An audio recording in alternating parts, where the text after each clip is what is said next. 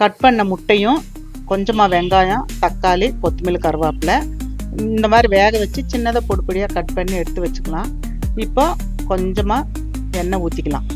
எண்ணெய் காஞ்சதும் கடுகு வெந்ததும் 2 பச்சை மிளகாய் சின்னதாக கட் பண்ணிவிட்டு அது கூட கொஞ்சம் வெங்காயம், கருவேப்பிலை, கொஞ்சமாக தக்காளி போட்டு நல்லா வதக்கிக்கலாம். அது கூட கொஞ்சம் கொத்தமல்லி போட்டுக்கலாம்.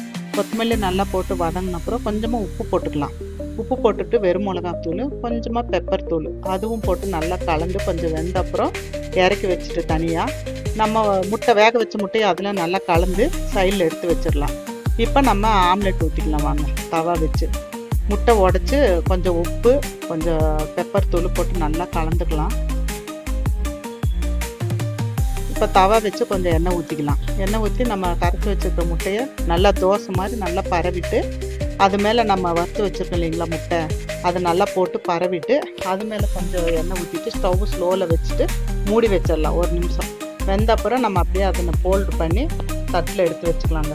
எடுத்து வச்சுட்டு அது மேலே நம்ம தக்காளி சாஸும் மயோனஸ் போட்டு சாப்பிட்டோன்னா அவ்வளோ சூப்பராக இருக்கும். நீங்களும் செஞ்சு பார்த்துட்டு கமெண்டில் எப்படி இருக்குன்னு சொல்லுங்கள்.